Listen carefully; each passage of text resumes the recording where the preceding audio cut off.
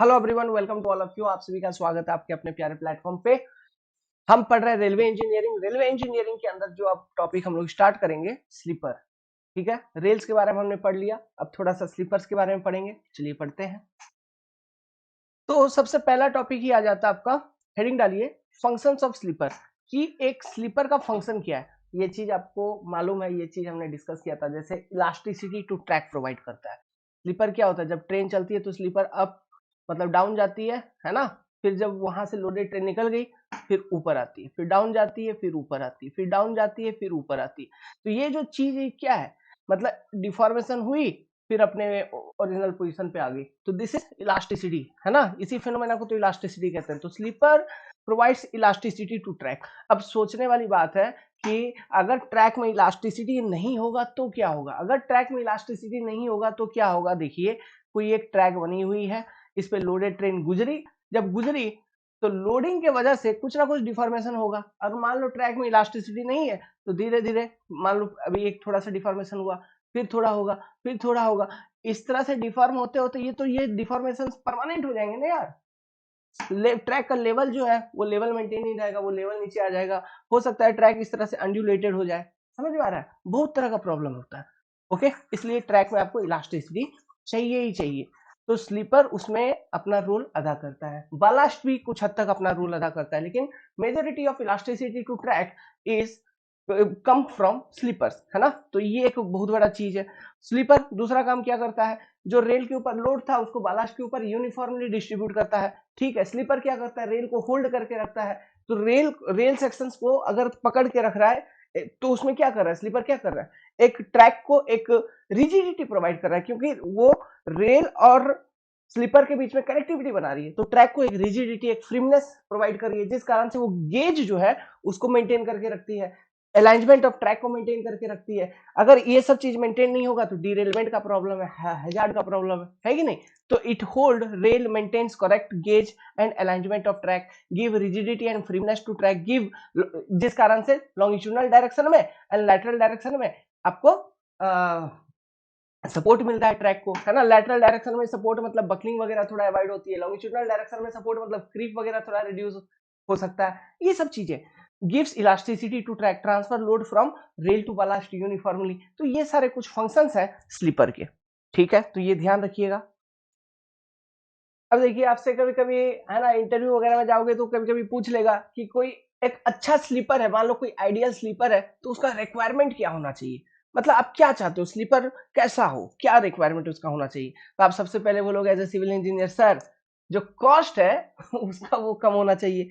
That is manufacturing cost उसका कम होना चाहिए। स्लीपर मेरा ऐसा हो जिस कारण से कोई अब हजार्ड ना हो जाए। हजार्ड मतलब कोई, मतलब उसमें ऐसा नहीं हो कि उसमें आग पकड़ लिया, या वो जल्दी टूट फूट जा रहा है, या जल्दी डैमेज हो जा रहा है, ऐसा नहीं होना चाहिए। उसमें काफी मतलब सफिशिएंट स्ट्रेंथ होना चाहिए। आप ये बोलोगे सर स्लीपर मेरा ऐसा हो जिसमें जिसको मेंटेनेंस, ठीक है, मेंटेन करना आसान हो, ठीक है, ऐसा स्लीपर होना चाहिए। आप बोलोगे सर स्लीपर मेरा ऐसा हो, क्योंकि देखो यहाँ पे आपको करना क्या है, रेल और स्लीपर के बीच में कनेक्शन बनाना है। क्योंकि स्लीपर क्या करेगा, स्लीपर रेल सेक्शन को होल्ड करके रखेगा फ्रीमली, और एक ट्रैक को रिजिडिटी प्रोवाइड करनी है। तो स्लीपर आपका ऐसा हो जिसमें आप अच्छे से कनेक्शन बना पाओ सर, है कि नहीं। ओके, तो फिर आप बोलेंगे एक चीज और ऐड की गई, एंटी एंटी थेफ्ट क्वालिटी। मतलब ऐसा स्लीपर होना चाहिए कि जो चोरी ना हो जाए। पहले वुडन स्लीपर होता था, स्टील स्लीपर होती थी, वो सब जल्दी चोरी हो जाती थी, उसको चुरा लेते थे लोग। वुडन स्लीपर को चुरा के अपना वो लकड़ी को फाड़ के चूल्हे में लगा रहे हैं और खाना पका रहे हैं। स्टील स्लीपर को स्क्रैप में बेच दिए, कबाड़े में, और कितने सारे लोग अमीर हो गए, हाइवा खरीद लिए स्टील स्लीपर बेच बेच के। इसलिए स्लीपर आपका ऐसा होना चाहिए जो कि चोरी ना हो जाए, एंटी थेफ्ट क्वालिटीज उसमें होना चाहिए। स्लीपर आपका ऐसा होना चाहिए जो कि जो ट्रेन जब चलेगी, है ना, तो उस कारण से जो भी लोड वगैरह आ रही है, जो भी शॉक वगैरह आ रही है, जो भी वाइब्रेशंस वगैरह आ रही है, सब चीजों को वो कैरी कर पाए। उसका प्रॉपर स्ट्रेंथ होना चाहिए, सफिशिएंट स्ट्रेंथ होना चाहिए, है ना। मतलब उसका मटेरियल ऐसा होना चाहिए कि वो लोड के अंडर में क्रश ना हो जाए। ये सब चीजें, तो these are some requirement of good sleeper. तो ये देखिए, ये हो सकता है, ये जो टॉपिक अभी मैंने डिस्कस किया, हो सकता है आपको कभी कहीं इंटरव्यू वगैरह में बैठे हो तो कहीं बातचीत में आपसे पूछ लिया जाए कि आप क्या चाहते हो, आपका स्लीपर कैसा होना चाहिए। है ना, इस तरह से पूछा जा सकता है। या फिर मान लीजिए एसएससी जेई जैसे एग्जामिनेशन को आप अपियर करें तो वहां पे एक 2 या 5 नंबर का एक छोटा सा कन्वेंशनल क्वेश्चन भी बना के डाल दे, ठीक है, वो उसका चांसेस बहुत रेयर है, लेकिन हो सकता है कि कभी आ सके, आ जाए ये क्वेश्चन, ठीक है, इस तरह से। लेकिन अपने को उतना डेप्थ में जाना नहीं है, मैंने आपको बता दिया, आपको एक आइडिया लग गया कि कैसे आंसर लिखनी है। आगे चलते हैं। अब जो आपका नेक्स्ट इंपॉर्टेंट टॉपिक है, हेडिंग डालिए sleeper density and spacing of sleeper, ठीक है, sleeper density and spacing of sleeper. Sleeper density क्या होता है? What is sleeper density? Sleeper density is nothing but number of sleeper पर यूनिट लेंथ ऑफ रेल। ध्यान ध्यान से देखिए, नंबर ऑफ स्लीपर पर unit length of rail is sleeper density. इसको हम इस तरह से रिप्रेजेंट करते हैं, it is represented as n plus X, जिसमें n इक्वल टू क्या क्या होता है? लेंथ ऑफ सिंगल रेल, ठीक है, एक सिंगल रेल का लेंथ। अब ये जो लेंथ है ये या तो मीटर में, आजकल तो मीटर में जैसे 12 मीटर 13 मीटर, बीजी ट्रैक पे 12 मीटर, सॉरी बीजी ट्रैक पे 13 मीटर और एमजी ट्रैक पे 12 मीटर का चलता है। पहले यार्ड्स में, फीट में सब हुआ करता था, लेकिन आजकल आप आंख बंद करके रखिए कि आपको क्वेश्चन जो भी पूछेगा वो मीटर में पूछेगा, है ना, क्योंकि जो स्टैंडर्ड डेटा है, जो न्यू अपडेटेड डेटा है, उसको हम मीटर में लेके चलते हैं। 13 मीटर और 12 मीटर, बीजी के लिए 13 मीटर लेंथ ऑफ रेल होता है, सिंगल लेंथ ऑफ रेल, और मीटर गेज वाले ट्रैक के लिए 12 metre single length of rail होता है। तो ये चीज आपको मैं यहीं पे बगल में लिख देता हूँ, है ना, आपको मालूम भी है, बहुत पढ़ा है इन सब चीजों को। 13 मीटर, ठीक है, और एमजी के लिए 12 मीटर, ध्यान रखने का।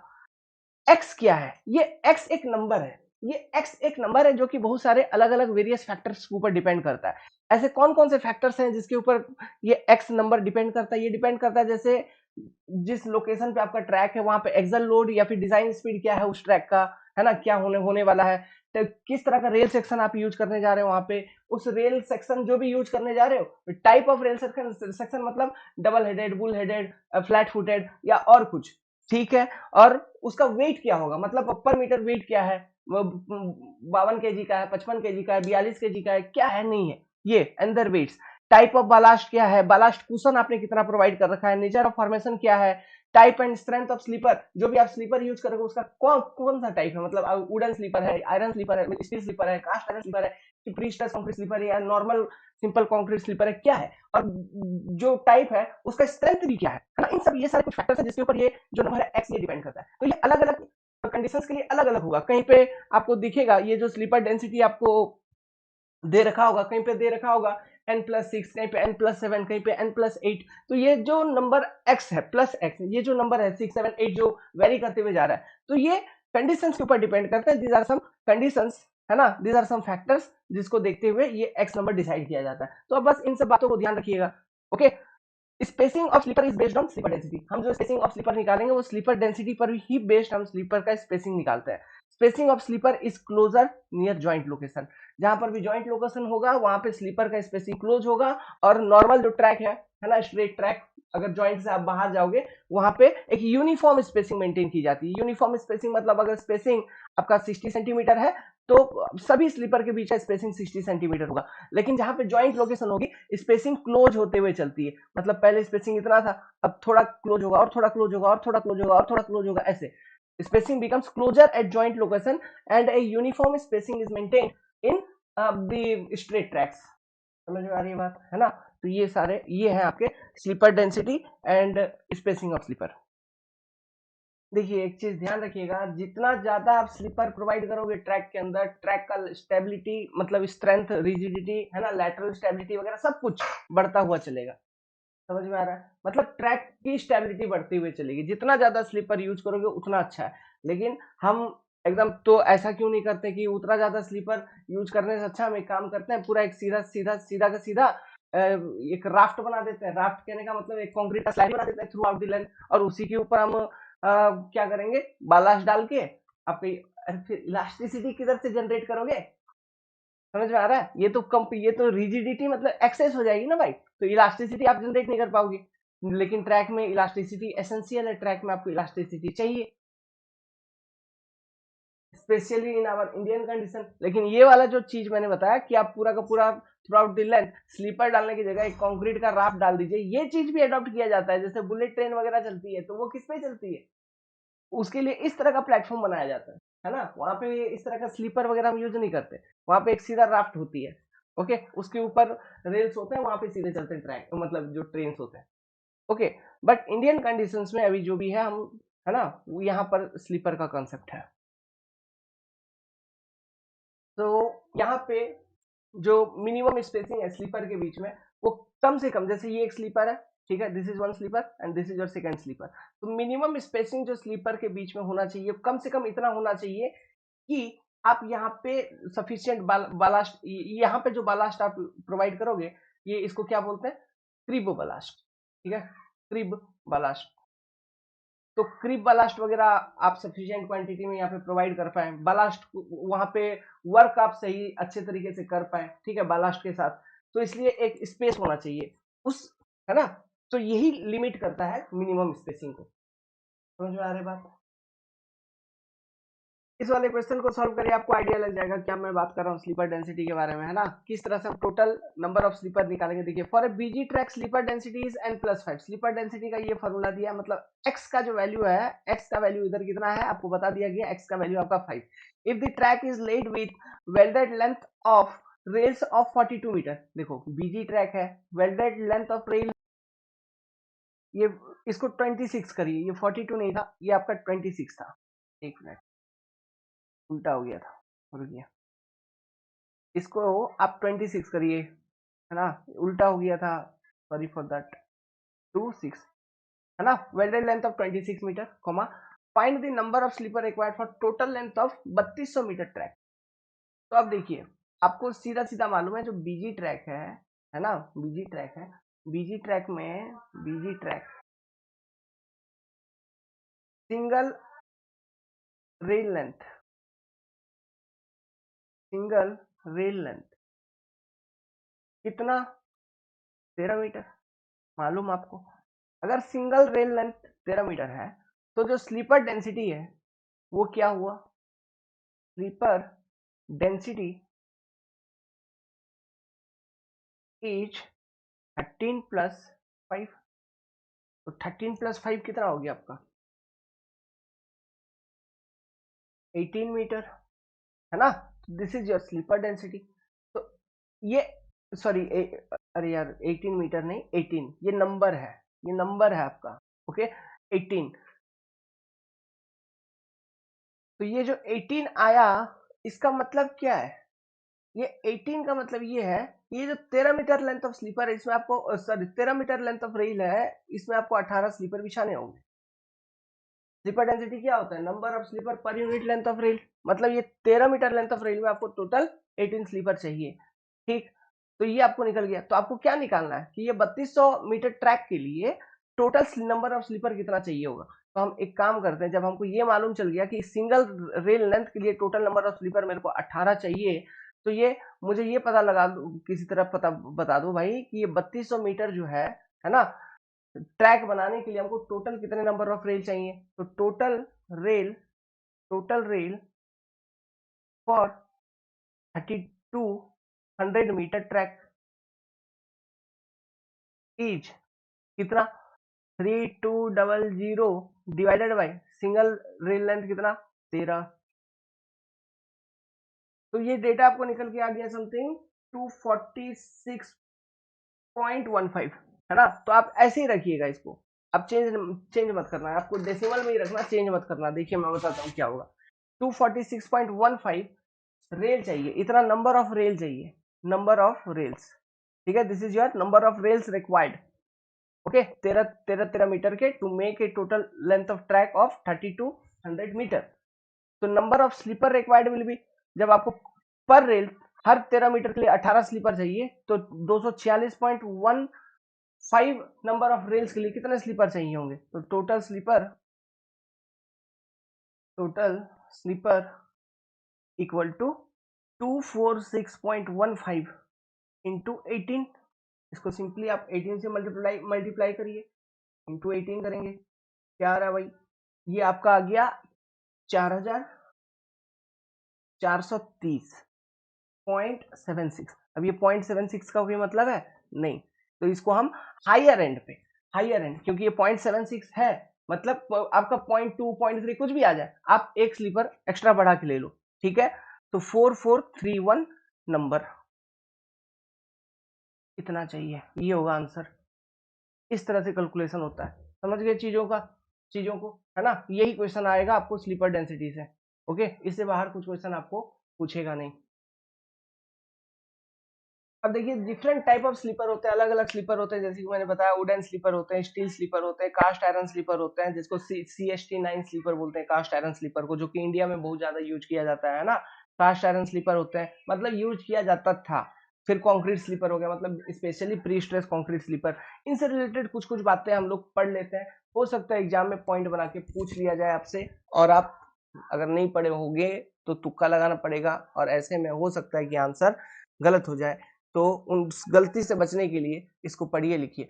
वुडन स्लीपर्स जो हम पहले यूज किया करते थे वो जनरली हार्ड, दो तरह के वुड होते थे हमारे पास, टिम्बर दो तरह के होते हैं, है ना, हार्ड वुड या सॉफ्ट वुड। हार्ड वुड में जैसे एग्जांपल साल या टीक, नाम याद रखिएगा। सॉफ्ट वुड में जैसे कि देवदार या चीर, है ना, ये सारे सॉफ्ट वुड होते हैं। तो दोनों का स्लीपर बनता था। सॉफ्ट वुड मतलब थोड़ा कमजोर होता था, तो बियरिंग प्लेट वगैरह हमको यूज करना पड़ता था, उसके ऊपर हम रेल रखते थे, मतलब स्लीपर के ऊपर बियरिंग प्लेट वगैरह रखते थे, फिर रेल रखते थे, है ना। मैंने आपको समझा रखा था पहले वाले इंट्रोडक्शन वाले क्लास में, है कि नहीं, स्टील बियरिंग प्लेट का कॉन्सेप्ट। तो एडवांटेज इसका क्या था वुडन स्लीपर का, कि ये सस्ते होते थे और मैन्युफैक्चर इजी, बस पेड़ पौधा काटना है, थोड़ा प्रोसेसिंग करना है, ठीक है, किसका, टिम्बर का।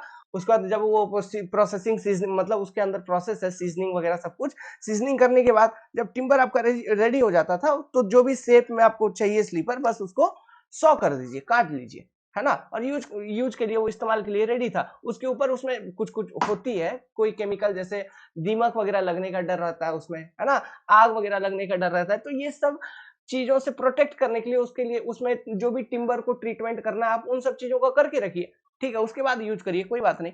तो ये सब चीज करने के बाद, तो जो कि सस्ते होते हैं, अरे नॉर्मली आप घरों में केवाड़ी वगैरह लगाते हो, कितना इजीली लग जाता है, कितने कम दाम में लग जाता है कि नहीं। तो cheap and easy to manufacture, very useful for heavy load and high speed train के लिए यूजफुल था। ये टिम्बर है तो ये अच्छे से शॉक को एब्जॉर्ब कर सकता था, और जो भी ट्रेन चलती है तो जो भी वाइब्रेशंस वगैरह आती है ना, उन वाइब्रेशंस को बहुत अच्छे तरीके से डैम्पेन, मतलब बहुत अच्छे तरीके से वाइब्रेशंस को स्प्रेड करके उसको रिड्यूस कर सकता था, उसका इंटेंसिटी को रिड्यूस कर देता था। हैंडलिंग इज इजी, मतलब इस तरह ये जो वुडन स्लीपर है इनके हैंडलिंग बहुत इजी होते थे।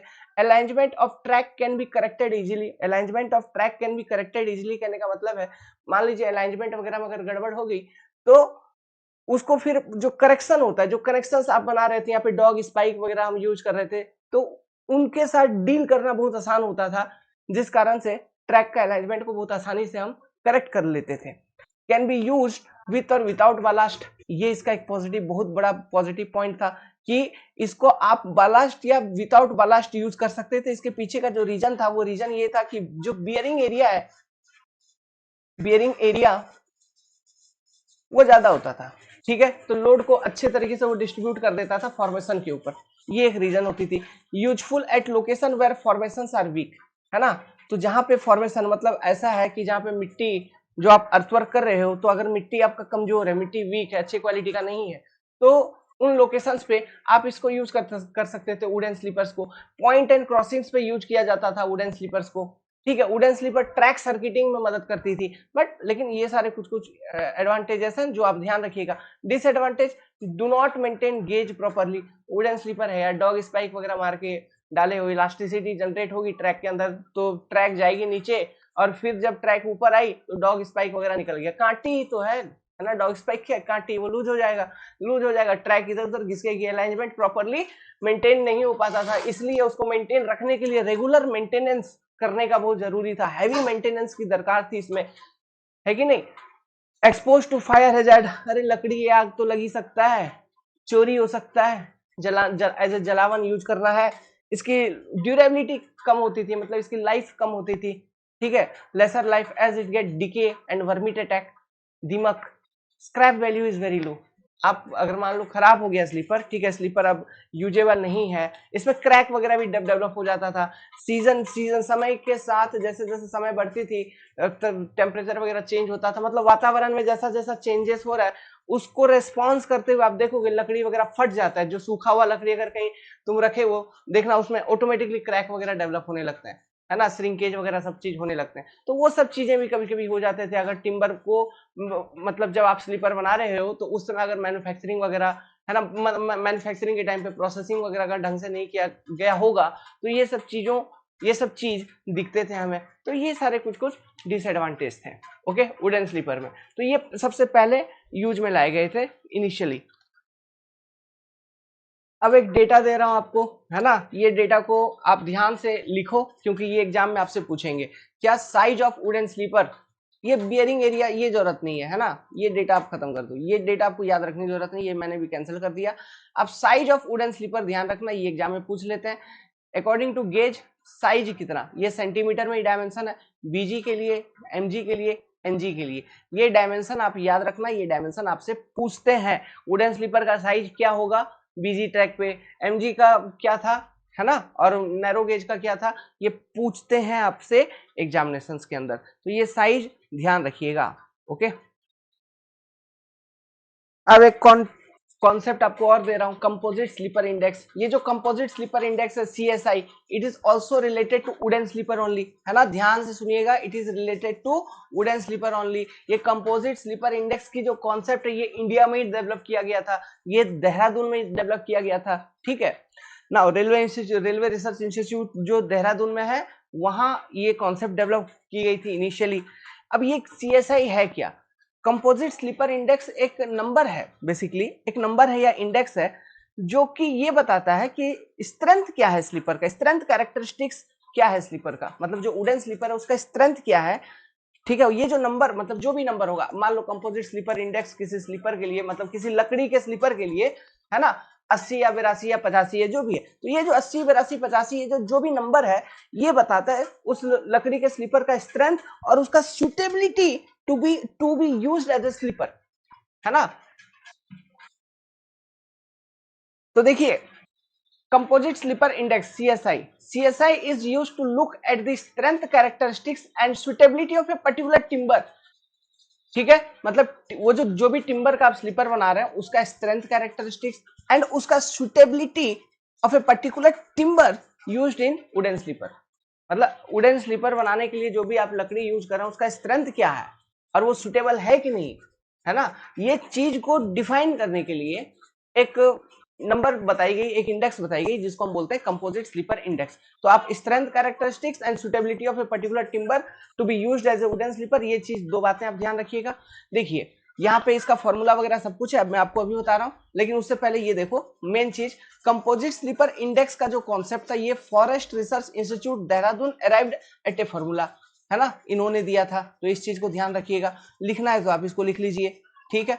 अब यहाँ पे पढ़िए composite sleeper index CSI minimum, ये एकदम डेटा याद रखिएगा एग्जाम में पूछता है, minimum CSI value for different sleeper are as follow. Bridge पे अगर स्लीपर देना है तो उसका सीएसआई वैल्यू इतना, ये इंडियन रेलवे का गाइडलाइन है, ठीक है, दिस इज इंडियन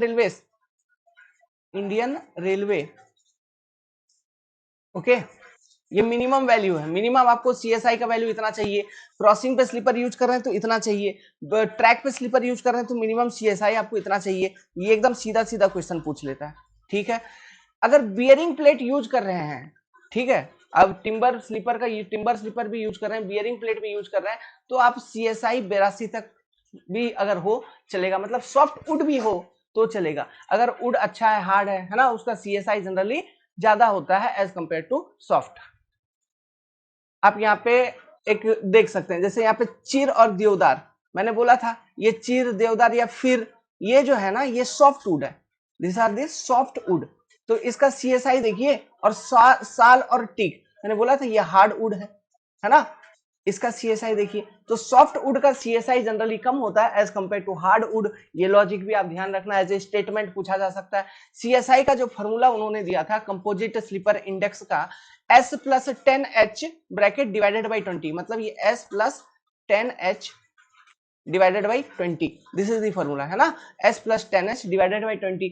फॉर्मूला ध्यान रखना, एग्जाम में डायरेक्ट क्वेश्चन पूछ लेगा, जिसमें ये S क्या है, S is strength index of timber at 12% moisture content. ये 12% ध्यान रखिएगा, कितने परसेंट मॉइस्चर कंटेंट पे स्ट्रेंथ ऑफ टिम्बर चेक किया गया, कितने परसेंट मॉइस्चर कंटेंट पे hardness index of timber check किया गया। तो hardness of timber at 12% moisture content, strength of timber at 12% moisture content, तो S + 10H/20 gives you the CSI value. ये आपसे अलग से कैलकुलेशन भी करवा लेगा, हो सकता है फॉर्मूला को यूज करवा के, है ना, या तो आपको एग्जाम में सीधा सीधा CSI का क्या फॉर्मूला है वो पूछ लेगा, ठीक है, या तो CSI का वैल्यू पूछ लेगा, ठीक है, या फिर डिफरेंट डिफरेंट आपका इसके लिए टिम्बर के लिए क्या वैल्यूज हैं वो पूछ लेंगे।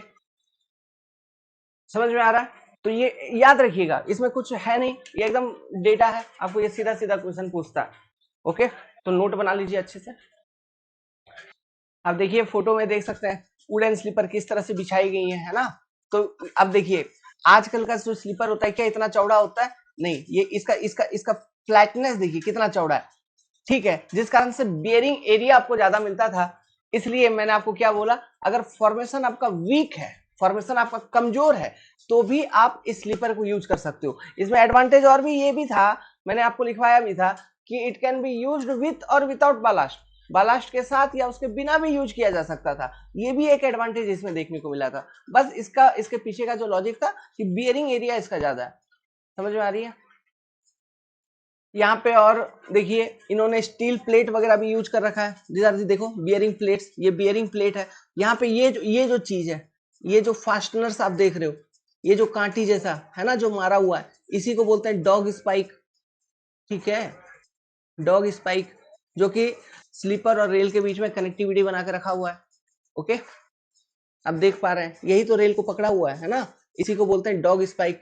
आजकल जो आ रही है वो क्या, पेंड्रोल क्लिप हम यूज कर रहे हैं प्री स्ट्रेस कंक्रीट स्लीपर में। इस तरह का कुछ गोल गोल घुमा हुआ क्लिप होता है जो कि हम लगाते हैं आपका प्री स्ट्रेस कंक्रीट स्लीपर में, ठीक है। इनके पीछे और कुछ बातें कही जाती हैं, जैसे एडवांटेजेस मैंने आपको बताया था। देखिए इसका हैंडलिंग इजी होता था क्योंकि ये लाइट वेट होती थी, अरे लकड़ी तो है, हल्के होते थे, इसलिए आप इजीली इसको हैंडल कर सकते थे। इसमें अच्छे तरीके से वो जो भी फास्टनर वगैरह जैसे डॉग स्पाइक वगैरह वो अच्छे से पेनिट्रेट हो जाते थे, ठीक है। कोस्टल एरिया में देखो सब चीज खराब हो जाती है, कंक्रीट वगैरह सब, स्टील वगैरह सब चीजों पे कुछ ना कुछ केमिकल अटैक वगैरह होता है, वो खराब होता है। लेकिन ये जो टिम्बर है, it is best suitable for coastal area. समझ में आ रहा है? Timber sleeper was best suitable for coastal area.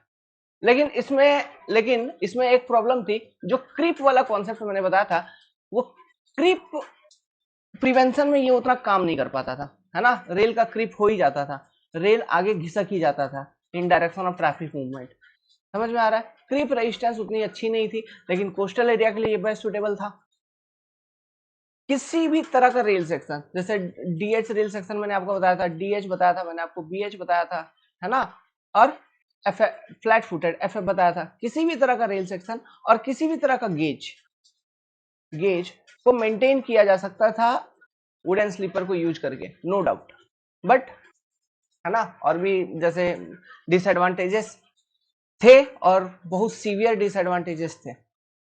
वर्मिट attack, जल्दी खराब हो जाना, ठीक है, लाइफ इसकी कम, ये सब चीजें, इसलिए इसको इस्तेमाल में लाना बंद कर दिया गया था, ठीक है, ध्यान में रहेगा चीजें।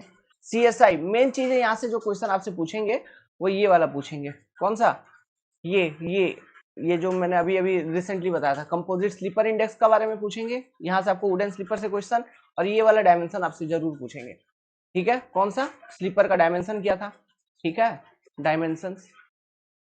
पॉइंट एंड क्रॉसिंग्स पे जो स्लीपर यूज किया जाता था वो और बड़े होते थे, और ज्यादा मोटे मोटे होते थे, थिकर सेक्शंस होता था, ठीक है, ये डायमेंशंस आपसे जरूर पूछेंगे।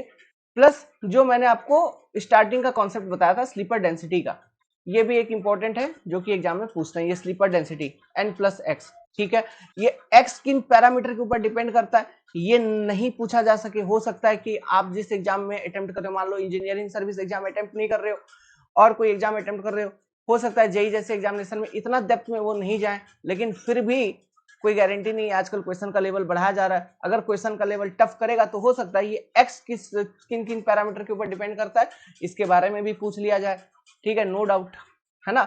बाकी ये कैलकुलेशन आप ध्यान रखिएगा, इस तरह से हम निकालते हैं टोटल नंबर ऑफ स्लीपर, एक न्यूमेरिकल जो मैंने करवाया था, समझ में आ रहा है। तो ये जो डेटा, जैसे यहाँ पे इस क्वेश्चन में ये जो डेटा था, कौन सा डेटा, ये जो मैंने 26 आपको लिखवाया, ये डेटा फालतू का दिया हुआ था, यूजलेस डेटा। इस डेटा को देख के कंफ्यूज नहीं होना कभी भी। और ये डेटा आपको हमेशा क्वेश्चन में दे रखा होगा, है ना।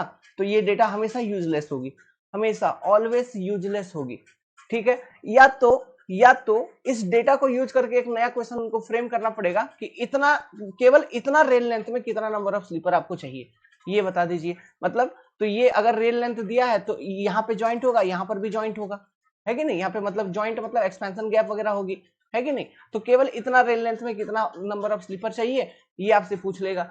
या तो ये, या समझ रहे हो, मतलब ये उतना इंपॉर्टेंट डेटा नहीं है। आपको इंपॉर्टेंट डेटा क्या है इस क्वेश्चन को सॉल्व करने के लिए, आप ध्यान रखिएगा। बीजी ट्रैक के लिए कितना रेल लेंथ, 13 मीटर, एमजी के लिए 12 मीटर, उसी से क्वेश्चन सॉल्व हो जाती है।